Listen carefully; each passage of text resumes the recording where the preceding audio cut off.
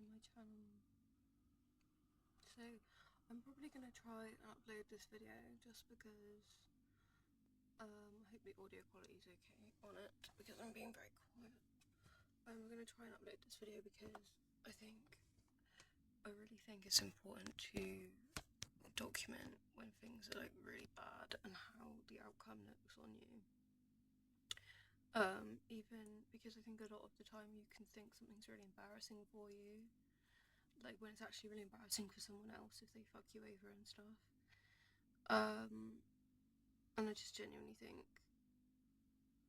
people are so afraid sometimes to face up and deal with toxic situations and toxic people.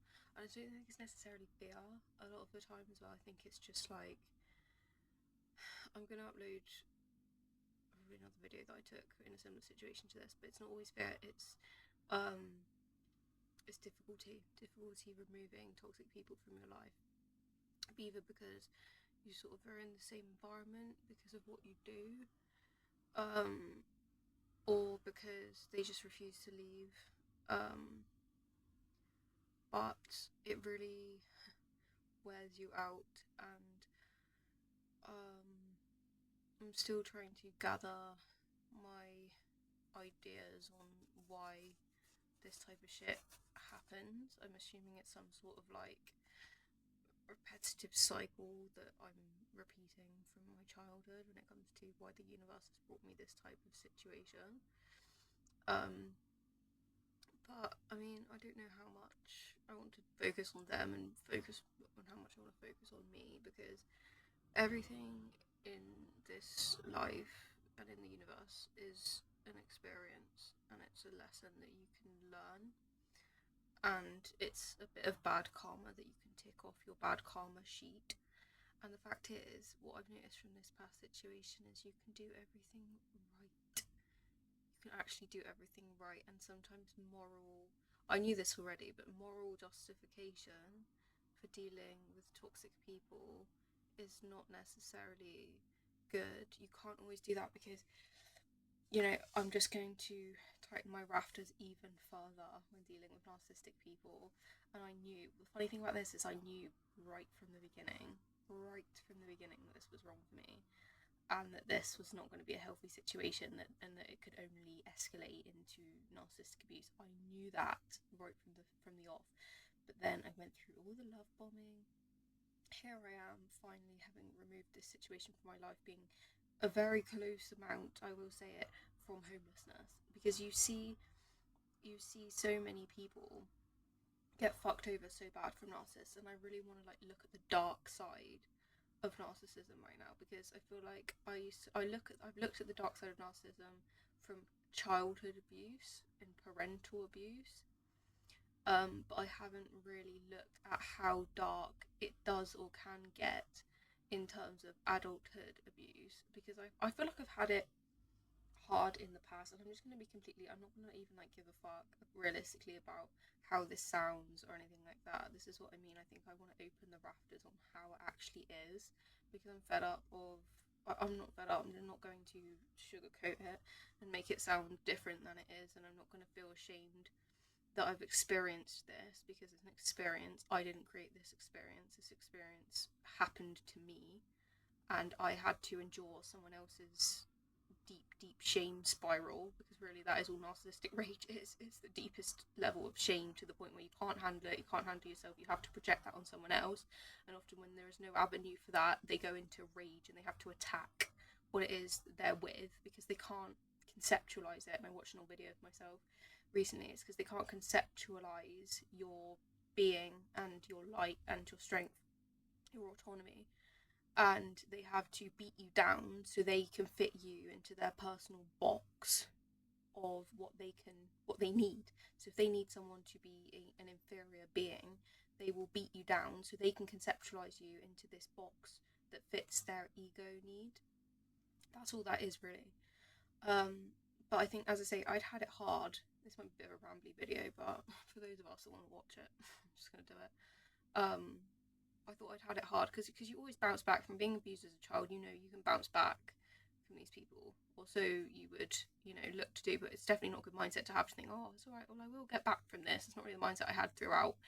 If anything, I was lost in a lot of confusion in this last situation. But as I say, when it comes to adulthood abuse, I've had it where I've been absolutely psychologically so confused that I'm literally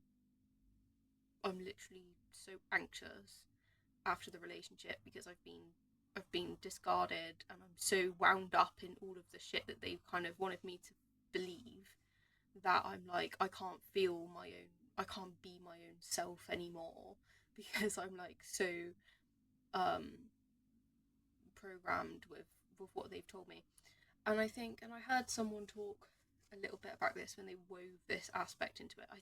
I do believe in a level of soul connections. If anyone's seen, I've linked my Twin Flames channel onto this channel, onto my main page, just to reference it. Nothing to do with this channel. It's not imperative that you watch that channel if you don't like this channel, but it's just the spiritual connections I acknowledge within life, and I want to weave that into it, because sometimes when I'm going to do probably a video for that channel as well on this, when you have a really close resonation to a person, when you feel really really like a high resonance with someone, when you feel like your souls are just like on a really close alignment, same alignment, it's really easy to, I wouldn't say justify, but it's easier to let these type of relationships and patterns go on longer than you would normally.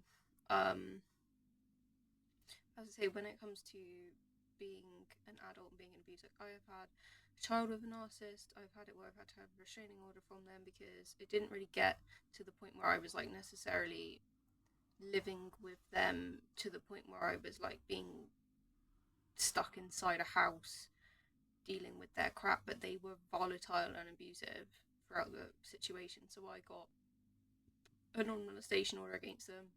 It's not a restraining order, non-molestation order. So that was that. That was the end of that. So I thought, oh shit, I've had it rough, on top of that, my child gets taken off me for different reasons. But, that's a whole other kettle of fish. We're talking about narcissists here. It's nothing to do with her. She's the most beautiful thing I've ever seen in my life. I'll never change that for anything. But it's the fact that in other adulthood situations, like, I got out of that lucky, really, because I think they had like another interest or something, some other situation going on, which was really weird because they sat with me the whole time. But in this situation, it's very different, because it's more the psychological abuse. I feel like in the other situation, it was more like grandiose narcissists, like it's gonna be abundantly obvious like what is going on, like they're gonna strut around, and if you don't deal with, it's very clear. Covert narcissism is a lot harder to deal with, and I've done a whole video on this, which I'll probably just upload separately, because I think it's good to just upload my thoughts on these situations, and like what I actually have to say, because it's comforting when you're dealing with these situations to look at people's videos in times like this. Like this I would call like more domestic abuse and stuff, because there was times where like I was going to call the police, my phone would get taken off me, like they'd snatch my phone off me. At one point they had me in a chokehold, and that was really where I like became very passive to the relationship, because I met this person on a dating app, and it was like a whirlwind situation. Like, they turn up, it's like an engagement in like a week. Yeah, they're relatively good looking. I found them attractive. I was just in a hookup culture kind of energy. But then they were like, oh, I want to get engaged to you. So we got engaged. That was all great. Then later I'm finding like texts on their phone, like Snapchat, fucking Facebook, this, that, and the other. And I'm just like, okay, right, well, at that point they lost all grounding for me. But I thought, I'm literally looking for hookup culture. He wasn't really having any of this like, oh, like, let's end it. He just wanted to like carry on the situation. After that was a couple of other occasions where I saw shit on his phone. Nothing like major. I don't think he did anything physical with people, and I think it was always when he was like high on drugs. But it doesn't change the fact that he's still done it. But as I say, I've been in long-term friends with benefits with people before. So in my head, I'm thinking, I'm well educated on narcissists. If he's open to have like, if this is going to meet my sexual needs, and or this is a somewhat relationship, because this one really went out his way to love bomb for like long periods of time. When you talk about narcissists that can love bomb you for months, years, days, weeks, years, do you know what I mean, to really get their hold in your life, and to because this was like, and they say this about abuse, it was like there was a lot of nice days out. There was a lot of I'll buy you this. There was a lot of let's go on holiday, let's watch a nice film, let's have like a nice evening in, all the stuff. This is what they do. They find out everything that you want and they give it all to you. Like, these are things I would have done anyway, do you know what I mean, by myself. Fucking day date energy, do you know what I mean? Like, I want to watch a film by myself. Like, this is where I'm at the moment. Like, I'm on my fucking truth tiger energy. I'm on my solitary energy now. I like, my time is valuable. I know how valuable my time is. I've always known how valuable my time is. This is the thing with these people. But what I've started to notice, as much as I'd be like, set your boundaries anyway, and this is what I did do it anyway, but what I see is, because of how malignant they are, every time I set my boundaries, they just didn't listen to me.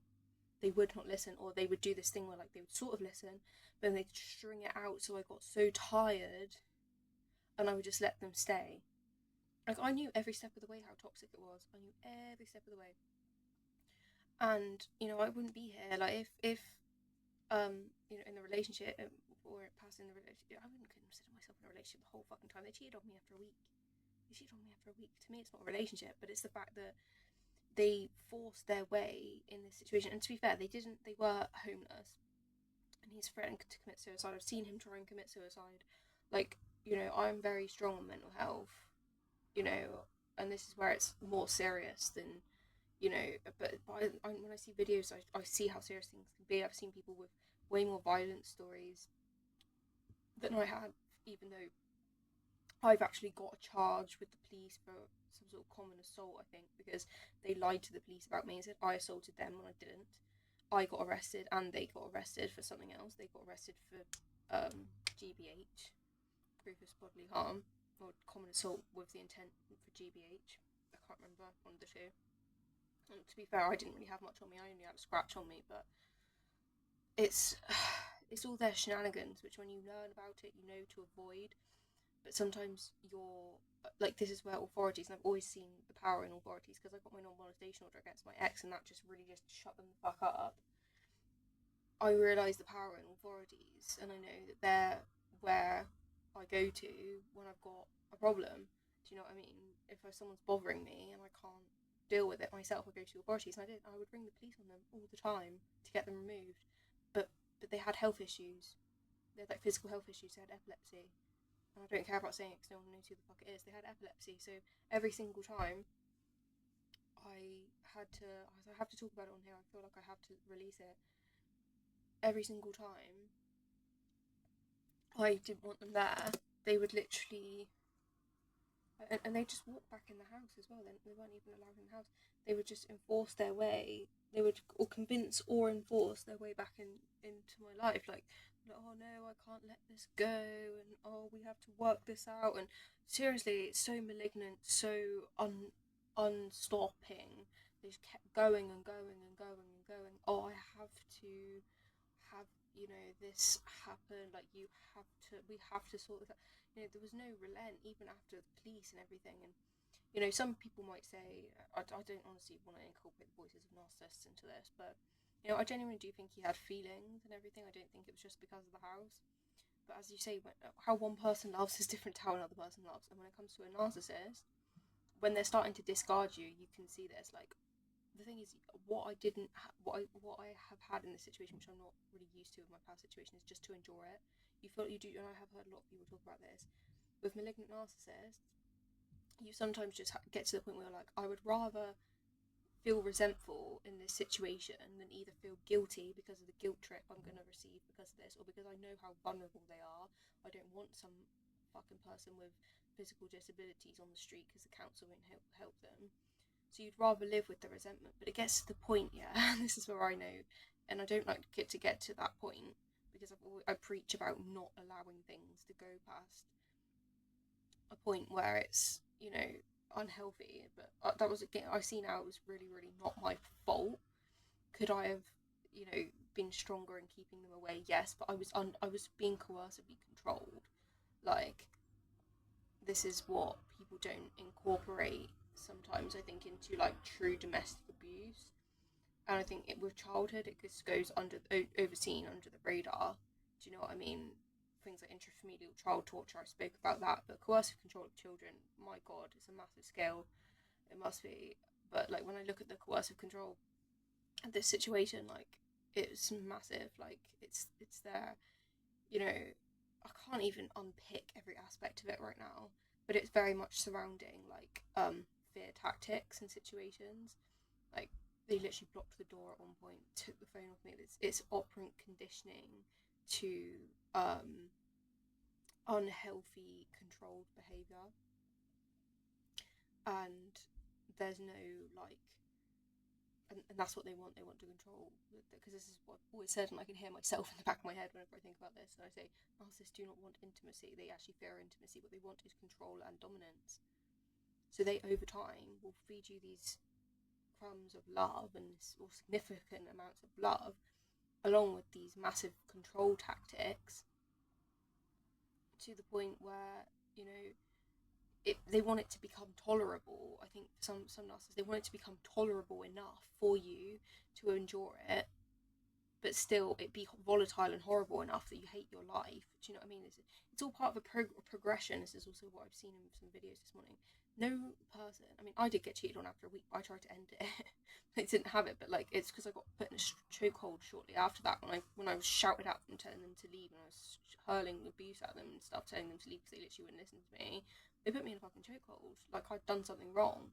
This is what I mean. They can't channel their anger when they haven't got a host to channel their dysfunction and their bullshit. They, like, you know, what they do, they put you in a chokehold. You can't control that. So in essence, they're saying, you know, this their way of saying you're the problem. You're the problem. It goes exactly the same with how narcissistic abuse works. It's just a physical manifestation of it. You know, you can't control that. No one chooses to be abused. No one chooses to have those sort of parameters put on them. No one chooses to actually live life in that way, or choose. But it's a progression. So slowly, so it will become the fuck tons of love bombing, this, that, and the other. You know, and I refuse to honestly believe, because I know that they know what they're doing, and I refuse to believe it's genuine. Like, everyone enjoys, I suppose, on a reciprocal level, bonding in a positive way a lot of the time, but a lot of it is fueled into needing the control element out of it. Do you know what I mean? It's a means to an end for them. And obviously they do a fuck ton of like smearing and gaslighting in the meantime to people around you. Like, oh, la di da, look at me, we have such a great relationship. Oh my god, it's plastered all over their Facebook. I still am. Like, oh, I'm gorgeous wife, engaged to my gorgeous wife. You're literally cheating on me. Cheating on me. And this was like a massive complex for me. I even went through a brief period of like, it did not, I wouldn't say it did not my self-esteem. I wouldn't say it not my self-esteem, because I've always like not really put my value in really my looks, or obviously how other people treat me. But I think on a level, like, I was really like feeling myself when I met them, to be honest. I was really like, oh yeah, I'm living my best life.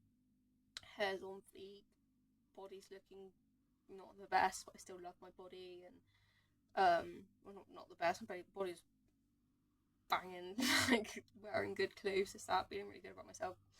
Because I was really like working on myself.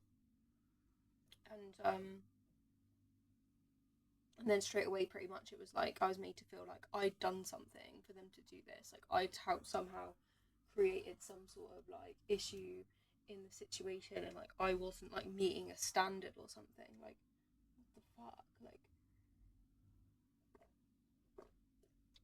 it makes no sense. These people are delusional. Do you know what I mean? I'm very much a believer of like, if you find someone attractive, if you're gonna be with them for what they are, you're with them for what they are. Like, you you can't take a part of someone and then leave the rest. You take all of it, or you don't take any of it at all. Do you know what I mean? As I said, I never wanted to be in this situation to begin with. I didn't want any of that, because I understood you can't take peace. So anyway, it's just, you know, because I think what can be really frustrating, and it's just so important to just remind yourself, is when they have this like virtue signaling. The most annoying thing I have to say in this dynamic, annoying isn't really the worst issue because they say they've got difficult and destructive narcissist. This is a destructive narcissist, and you've got like the annoyingness of it though was the fucking virtue signaling. It's the virtue signaling and the victim signaling, but in particular the virtue signaling is when they feel so inadequate they have to do things to go out their way to signal that they are better than you. Yeah, and that's where you know that the measure is for insecurity of you, and you're the one that's making them feel bad because they're doing things to make themselves more look better for you than you. No one else. No one else is threatening them, or a lot of people aren't threatening them. They are threatened by you, so they have to do things to virtue signal, to signal that they're better than you. And it's just so sickening because you think, but you're trying to take my personality. Do you know what I mean? You're trying to take my level, but you're just simply